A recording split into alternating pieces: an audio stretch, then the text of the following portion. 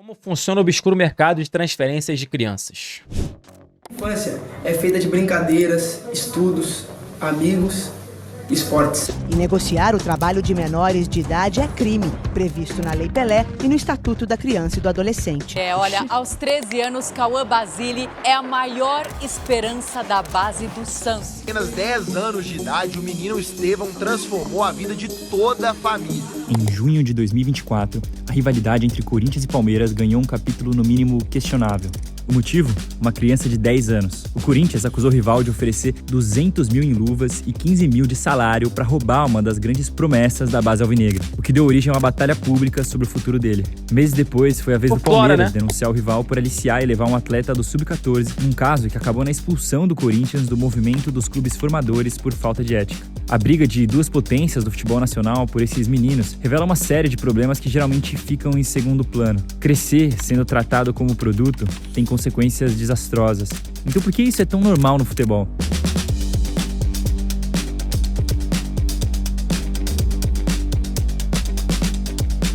O jogo do trabalho infantil, calma. Por que ele botou o vídeo 7-1? O 7-1 na Copa de 2014 não foi só um desastre para a autoestima do torcedor brasileiro, mas o impacto daquela humilhação serviu de justificativa para incendiarem o debate sobre uma mudança estrutural que eles sempre quiseram no futebol. O argumento era que o Brasil estava ficando para trás, porque a lei não permitia que jogadores com menos de 14 anos assinassem os tais contratos de formação, e que isso atrasava o desenvolvimento deles. Em 2017, quando o projeto de reforma da legislação esportiva começou a ser debatido, alguns deputados, seguindo o desejo dos clubes, fizeram a proposta de diminuir a idade mínima para 12 anos. A realidade era óbvia. Os clubes queriam driblar relações trabalhistas e ter garantia mais cedo sobre a grana que poderiam receber no futuro com a venda dessas crianças que, ao contrário do que os contratantes diziam, tinham cada vez menos mecanismos de proteção. Com um discurso sobre aprendizagem e desenvolvimento social, o trabalho infantil seria normalizado. Em 2023, a Lei Geral do Esporte foi aprovada e abriu o caminho para finalmente, em 2025, a CBF permitir contratos a partir dos 12 anos. É que 12 anos é muito cedo, né, mano? A discussão sobre trabalho infantil é sempre complexa e tem quase um século de debates, leis e convenções internacionais. Enquadrar uma atividade como trabalho infantil depende da compreensão da Organização Internacional do Trabalho, da Constituição e do Estatuto da Criança e do Adolescente e da CLT, por exemplo. Em geral, é pensar numa atividade econômica feita por crianças e adolescentes abaixo da idade mínima indicada por lei. No Brasil, os contratos de trabalho podem ser assinados a partir dos 16 anos e a partir dos 14 existem contratos de menor aprendiz. O problema é que o futebol infantil geralmente não é considerado trabalho, e sim visto como uma ferramenta de educação e desenvolvimento.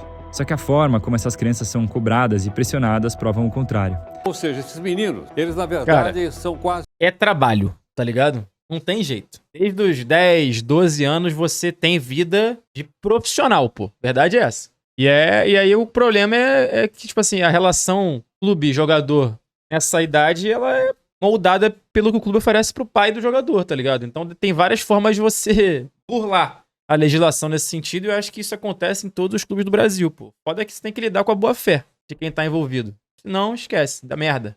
Que um investimento, porque tem por trás dele também empresários e tudo mais, que estão lá amadurecendo para saber se eles vão ou não se tornar um jogador e depois gerarem riqueza. Aqui eu vou usar a história do Vini Júnior como um exemplo para você conseguir visualizar essa realidade. Um menino de origem humilde, criado em São Gonçalo, chegou na base do Flamengo com 10 anos e obviamente se destacou. A casa dele ficava a 70 quilômetros do Ninho do Urubu, onde depois de pouco tempo ele já tinha uma rotina de treinos. Então não era nada fácil chegar lá, muito menos conciliar isso com estudos. No papel, os clubes fazem de tudo para escapar da palavra trabalho e usam das diversas interpretações da lei para isso. Mas nada impede aliciamentos e propostas absurdas desde cedo, nem auxílios, que são praticamente salários para as famílias. No caso do Vini, que foi desde sempre tratado como uma joia, você deve imaginar que ele ainda teve mais benefícios que os outros, mas nem sempre.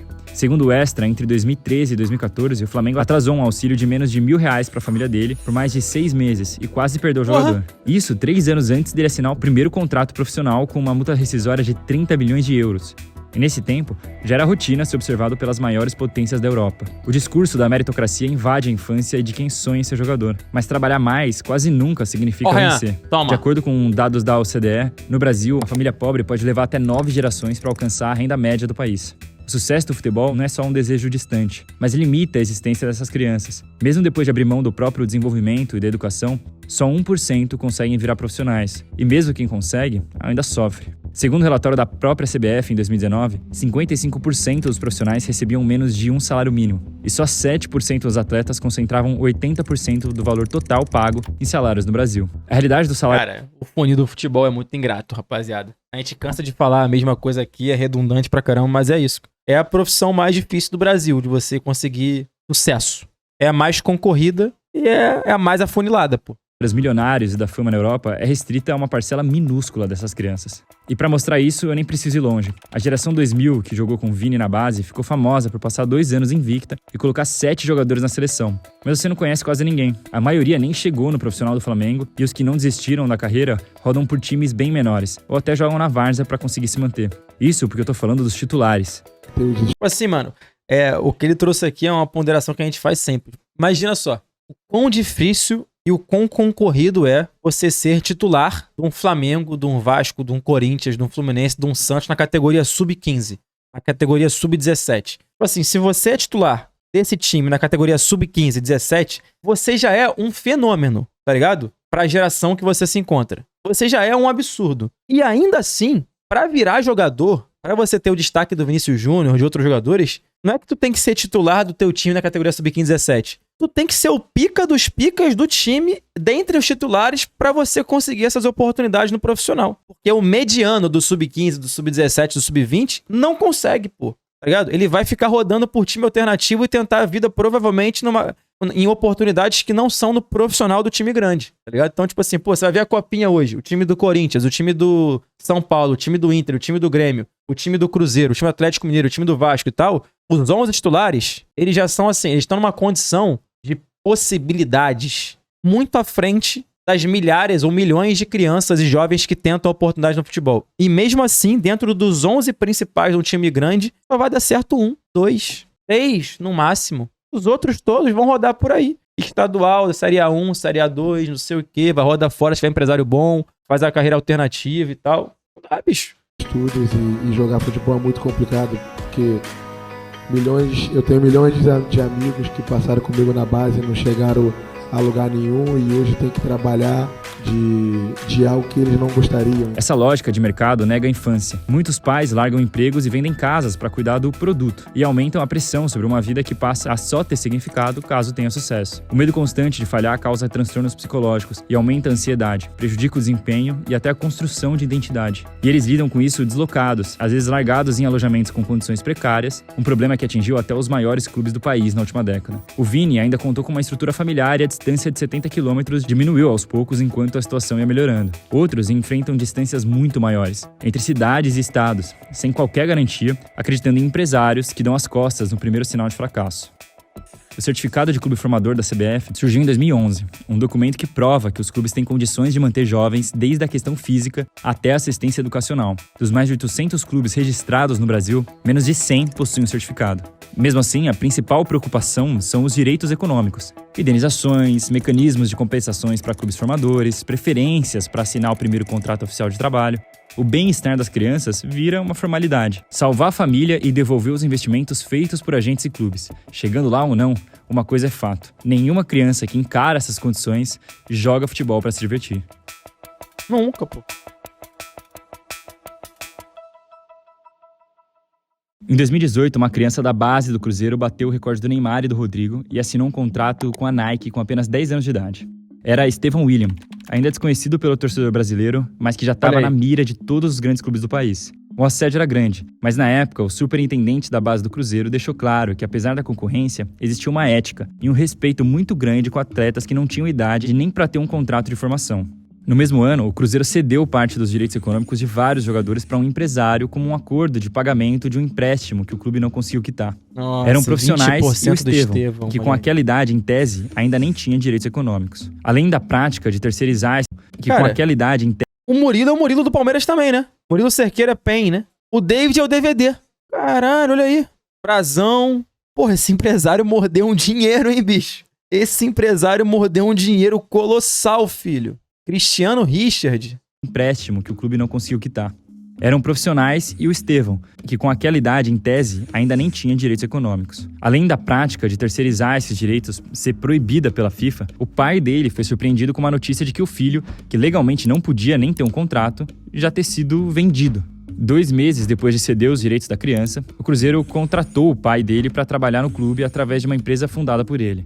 A EW10 Sports ajudaria a desenvolver a base, mas a investigação revelou que o documento da parceria foi registrado no clube como contrato particular de atleta. Quando esse contrato acabou, em 2019, o pai do Estevão foi contratado para ser assessor da vice-presidência do Cruzeiro. E depois passou para outra função na base. Mano, os clubes, eles fazem muito isso, né? Pelo menos faziam, né, mano? De ceder emprego pros pais do jogador, da criança que eles querem manter dentro do clube, porque não pode assinar contrato. Então, por exemplo, quando eu era mais novo, eu sou velho pra caralho, eu tenho 30 anos. Então, quando eu tava na base, porra, bota aí, 16, 18 anos atrás, tá ligado? Que eu era uma criança. Então, pô, tinha esse lance de você, pô, ceder emprego ou condições pros pais do atleta pra o cara segurar ele no time, tá ligado? Porque senão ele vai receber uma proposta de trabalho no time rival que vai levar o filho pra lá, entendeu? Então, antes de assinar contrato, aí rola muito disso, pô. Muito disso. Porque se você não pode pagar diretamente a criança, tu paga o pai e gere a criança, né? É claro, com direito a um salário muito maior do que a ajuda de custo que as famílias desses meninos recebem normalmente, mas que, de acordo com o clube, não tinha qualquer ligação com o futebol do Estevão. Enquanto todo mundo afirmava que o futebol estava sendo ferramenta de desenvolvimento e não trabalho, o Estevão já era centro de brigas políticas, econômicas e jurídicas.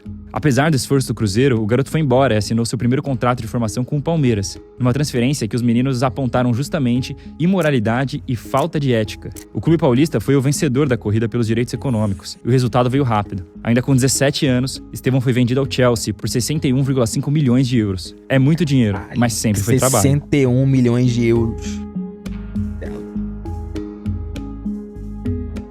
Não é por acaso que o destino do Estevão foi o Chelsea. Com o elenco mais jovem da Premier League, o clube tem focado nos últimos anos na estratégia de ir atrás de adolescentes pelo mundo. São empresas internacionais que querem ter acesso cada vez mais cedo a pessoas em países subdesenvolvidos que vão servir como produtos e que vão gerar muito lucro para eles no futuro. Isso seria estranho em qualquer outra carreira, mas no futebol é encarado com normalidade. As formas de ter esse acesso variam, desde acordos e promessas milionárias entre clubes antes das transferências serem legais, até a estratégia das redes multiclubes, em que os clubes centrais não contratam os menores de idade, mas têm controle indireto sobre eles. O próprio Chelsea apostou na sua rede. A Blue Co, que comprou o Strasbourg, clube que vem se destacando na Ligue 1 e, coincidentemente, tem a menor média de idade do futebol europeu. Porra, 22 anos. Comprado. Mas as polêmicas... Desenvolve lá e dá pro Chelsea depois. Igual aconteceu com o Andrei Santos, por exemplo. O Vasco ele vendeu pro Chelsea, o Chelsea, porra, alocou no Strasbourg, até porque ele não tinha visto de trabalho, aí voltou e vai jogar. A gestão de menores não é novidade na Europa. O próprio Chelsea foi condenado em 2019 por assinar ilegalmente com 29 adolescentes. Na maioria dos casos, o clube alegava que os jogadores só estavam fazendo testes e não trabalhando.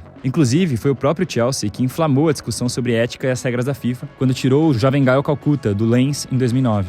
No final de 2008, o então presidente Michel Platini ameaçou banir todas as transferências internacionais de menores de 18 anos na Europa e assustou os clubes. Na verdade, a transferência de menores de 18 já era proibida pela FIFA desde 2001, mas com várias brechas. Se a família do jogador se mudasse para o país por motivos não ligados ao futebol, por exemplo, nada impediria os clubes de assinarem com ele. A solução era oferecer empregos para essas famílias fora dos clubes, ou até colocar as crianças para dentro do país como estudantes internacionais, sempre dando um jeitinho de burlar a regra. Só que a ameaça de 2008 tinha uma camada mais profunda.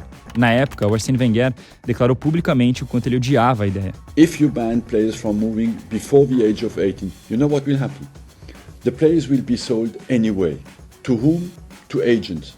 At what age? At 13, 14. Where will they go? Not to top-level clubs with a top-level education.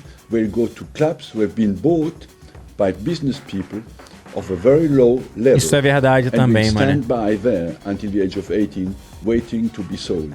Da visão de dentro de um dos maiores clubes da Inglaterra, talvez a fantasia da oportunidade para os jovens fizesse mais sentido. Mas a movimentação da UEFA fazia parte de um problema muito maior. Honestamente, né? Para esse caso meio que não tem solução, porque vamos ser sinceros aqui. Se você encontra um talento, uma joia rara, né, do futebol, criança, muito jovem, com 12, 13, 14 anos, vou dar o exemplo do Estevão. Se você encontra um Estevão por aí, nós não vamos ser aqui hipócritas, de achar que em um estalar de dedos não vai ter uma caralhada de gente de olho, né? E com o viés financeiro, evidentemente. Então, tipo assim, pô, tem um Estevão ali, tem um Vinícius Júnior ali, entendeu? Tem um Hendrick ali, tem um Ryan ali, tem não sei o que ali. Tipo assim, mano, esse cara não vai estar sozinho. Só se a família for muito bem estruturada. Porque esse cara não vai estar sozinho. Vai ter uma porrada de gente de olho pra tentar sugar um pouquinho do que vai ser esse possível futuro jogador. E aí você tem que fazer uma escolha. Você, eu digo, pô, as entidades do futebol tem que fazer uma escolha. É melhor esse cara tá sob a asa de um grande clube estruturado, porque são os que têm mais condição de oferecer uma proposta interessante pros pais, familiares, ou até pro jogador já com uma idade bem abaixo da, em teoria, idade adulta, ou é melhor ter esse boneco, esse jogador, nas mãos de um empresário até os 18 anos que vai sugar a vida dessa criança e provavelmente não vai dar a mínima estrutura necessária para desenvolver esse garoto. Às vezes é melhor deixar esse boneco num clube e abaixar essa idade mínima de negociação. Porque às vezes o clube grande vai dar a mínima estrutura, pô, de educação para esse cara. Então, assim, é meio que uma rua que você tem dois caminhos a seguir. Nenhum é o ideal, mas tem que escolher o menos pior, tá ligado? O menos pior. E hoje o menos pior é você, porra, promover essas negociações desde cedo. Mas que o menino se desenvolva num clube grande, tá ligado? Porque se é um talento nato, ele vai se desenvolver em um clube grande. Que estava expondo a realidade violenta do sonho das grandes ligas, o tráfico de crianças. Em 2009, a Comissão das Nações Unidas para os Direitos Humanos publicou um relatório sobre o tráfico humano e as formas modernas de escravidão, que colocou essa discussão em destaque. Esse documento específico não falava diretamente... O Estevão tá no Cruzeiro? Cara, o que eu tô falando é melhor, por exemplo, você ter esse Estevão no Cruzeiro, no Palmeiras, ou o Estevão no Ibrachina. Nada contra o Ibrachina, tá? Mas tô dando um exemplo, entendeu? É melhor ter o Estevão aonde? do futebol, mas os pontos já estavam ligados. O mercado europeu estava explodindo e a FIFA revelou que todo ano cerca de 500 mil menores se movimentavam entre clubes. Mas a grande questão eram os que ficavam no meio do caminho. O maior escândalo envolvia o tráfico de crianças africanas, prova de uma relação colonial e de exploração que nunca acabou. Ainda em 2003, o presidente da FIFA não mediu... morador? Não, vou até voltar aqui. É que o Ibrachina é um clube feito. Ele é feito por empresários pra tentar lucrar em venda de jovens jogadores. Ele é feito pra isso, ponto, tá ligado? É um clube feito pra sugar, pô. Não tem categoria profissional. Ele não vislumbra uma atividade profissional, porra, uma participação em campeonato brasileiro, etc e tal. Não, ele só vislumbra a venda. Revelou que todo ano cerca de 500 mil menores se movimentavam entre clubes. Mas a grande questão eram os que ficavam no meio do caminho. O maior escândalo envolvia o tráfico de crianças africanas, prova de uma relação colonial e de exploração que nunca acabou. Ainda em 2003, o presidente da FIFA não mediu palavras para dizer que os clubes europeus se comportavam cada vez mais como neocolonialistas, que não dão a mínima para herança e cultura e que praticam um estupro social e econômico, roubando os melhores jogadores dos países subdesenvolvidos. Homens que se passam por olheiros consagrados se aproximam dos principais talentos das escolinhas na África Ocidental, alegando ter contato com grandes times. Entre processos burocráticos e custos de viagem, cobravam taxas absurdas, às vezes chegando a 3 mil euros para levar os garotos para a Europa. As famílias não têm esse dinheiro, mas se endividam para conseguir pagar pensando no futuro milionário. Em processos corruptos, os agentes arranjam certidões e passam... Isso aqui tem no Brasil a rodo também, hein? Para se alguém duvida de alguma coisa, tem no Brasil pra caralho isso. Mas tem... Em todo canto tem. Em todo canto tem. Se você for rodar uma taça das favelas, você vai encontrar um monte, mas um monte de maluco prometendo mundos e fundos pra um jovem, falando que vai mudar a vida dele, levar pra Espanha, levar pra Tailândia, pra levar pra outro... Mano, vai prometer tudo quanto é coisa, tá ligado? Tudo. Passaportes falsos. Isso quando não enfiam as crianças em alguma balsa para fazer a travessia do Atlântico. Chegando na Europa, aqueles que realmente eram testados nos clubes têm duas opções: passar e assinar um contrato abusivo, ou reprovar e ser abandonado em um país desconhecido. Depois do abandono, o visto temporário expira e os jovens viram imigrantes legais. Toda essa exploração se baseia na fantasia do futebol como caminho para mudar de vida e na chance de uma criança de sustentar sua família através do seu talento. Do tráfico na Europa às milhares de crianças sem rede de apoio e estrutura no Brasil, o trabalho infantil é uma realidade do futebol e está condenando o futuro de muita gente. Assim como normalizamos a desigualdade, normalizamos enxergar crianças como produto. Só que os produtos são descartáveis e a infância do seu craque favorito provavelmente também foi. E forte, tá? Uma outra carreira que tem um paralelo parecido com essa, mas acho que acontece em menor escala, é também a da música, né? A da música também acontece muito disso, mas bem menos que o futebol, acho que em proporção. Futebol, o esporte no geral, é cruel. E tem outro lance também, né, cara? Assim, se utilizam de tudo quanto é artifício para conseguir levar vantagem e despontar uma promessa que seja sua, né? Digamos, no ponto de vista do empresário, do olheiro, do agente, desde cedo, né? Então, porra, cara, assim, o que eu vivi quando eu era novo lá no Vasco, né? Bem novo, né? Cara, assim, o clube grande, ele recebe centenas e centenas de jogadores mês a mês de todas as partes do Brasil pra fazer teste e peneira, tá ligado? É o que mais tem. E isso tô dando exemplo do Brasil. Imagina isso do ponto de vista mundial dos principais clubes da Europa que recebem jogadores do mundo inteiro. Mundo inteiro, tá ligado? Mano, a quantidade de gato que chega... Gato, vocês sabem o que é do ponto de vista da gíria, né? Que é o jogador que ele chega, em teoria, com uma idade, mas ele é 2, 3 anos mais velho. A quantidade de gato que chega pra fazer peneira porque ele vem debaixo da asa de algum agente, algum olheiro, algum empresário, que vem, mano, dos cantos mais remotos do Brasil, é um absurdo que acontece. Gente, mas acontecia muito. Eu não sei se hoje diminuiu, tá? Porque eu não vivo isso no dia a dia. Mas acontecia muito. Mas muito, assim. Muito, muito, muito, muito. E na cara dura, sem disfarce, tá? Sem disfarce. E, porra, gente, você botar aí na fase dos 10 até os 15 anos, 2 anos de diferença, faz muita diferença, meu irmão. 1 ano já faz diferença pra caralho. Porra, na evolução física e atlética de uma criança, de um jovem, 1 ano já faz muita diferença. Por isso que tem aquela máxima, né? Tipo assim, se você quer que seu filho seja jogador de futebol, planeje ele pra nascer no início do ano. Porque a diferença de um jogador que joga na mesma categoria que nasceu em janeiro para um que nasceu em dezembro, a diferença de evolução física é muito grande já. O cara sai muito na frente, tá ligado? Tipo assim, então se você nasceu em dezembro, você meio que se fudeu. Se fudeu. Se você nasceu em janeiro, você tá antecipado na categoria. É ótimo. Então, assim, existe essa máxima no futebol. Então, a parada dos gatos, 1, 2 anos, o cara quando tem 13 anos, se ele estiver jogando a categoria sub-13, ele com 14, com 15, ele vai deitar na categoria. Só vai igualar lá com 17, com 18, tá ligado? Mas aí até igualar, ele já conseguiu um respaldo, um respeito. Já conseguiu fazer o nome dele na categoria de base. E a partir daí o empresário se vira pra desaguar esse jogador em algum lugar. Entendeu? Então, tipo assim, se esse jogador ele fez a diferença com 10 anos tendo 12, a diferença ele fez na categoria sub-11 tendo 13, na sub-12 tendo 14, quando chegar na 17 que igualou todo mundo, ele ainda tem um nome a zelar e ele vai conseguir desaguar esse jogador num clube pra conseguir fazer carreira e chegou ao profissional aí, objetivo atingido, entendeu? Então é meio que isso. Agora, isso eu falo pra vocês aí do chat que, porra, querem ter filho... Porra, hoje eu falo filho homem, né? Porque o futebol masculino é mais desenvolvido feminino, né? Pra não parecer um machistão. Mas vocês querem que o filho de vocês, jogador profissional, planejem ele pra janeiro, pra fevereiro, tá ligado? Porque se nascer em dezembro, tu se fudeu. Porque o teu filho vai jogar com todo mundo mais velho que ele, tá ligado? E a diferença física vai existir. Do janeiro pra dezembro a diferença é grande, mano. A não ser que você, porra, tenha uma genética muito ansiosa, né? Digamos assim. E coisa de psicopata? Ô, Lucas Brant, depois faça o exercício, pesquise. Porque eu acho que tem essa porcentagem dos atletas profissionais de futebol que nasceram no primeiro semestre. Eu acho que é pra lá de 70%. É pra 80% se bobear. 70% é isso aí, tá ligado? Carece de fonte? Dá uma pesquisada. Porque, tipo assim, imagina o seguinte. Vamos lá, né?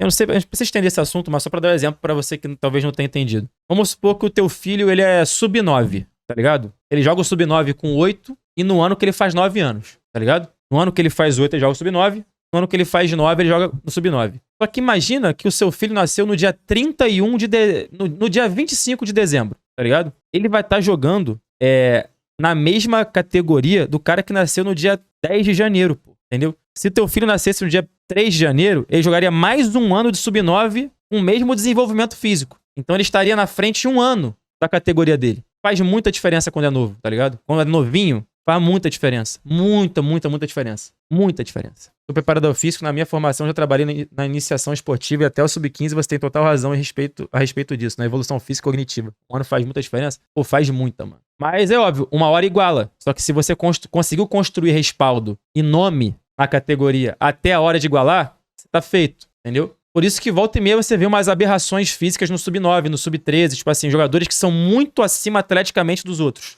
Ou é gato, ou, meu irmão, alguma coisa aconteceu, entendeu? Isso não quer dizer que se nascer em fevereiro vai ser jogador também, né? Tem que ser bom. Eu, por exemplo, era um merda e nasci em agosto. Terminei streamer, entendeu? Mas tá tudo bem. Tô aqui, né? Fazendo live pra vocês. Por exemplo, quer um exemplo de um jogador que jogou comigo na época? O contratado do Dibrados, Matheus Índio, que era 10 da seleção brasileira sub-15, sub-17 e tal. Nasceu 28 de fevereiro. Ele era muito acima do resto, pô, na categoria. Mas muito acima, pô. Muito acima. Ele era 96, jogava na 96, na 95 e na 94. Jogava nas 3 categorias, velho. Do Vasco e da seleção. Nas 3 categorias, pô. Tá na Kings League, porque a gente conseguiu trazer, pô. Ele tava fazendo carreira no profissional ainda. Foi revelado pelo Vasco, pô.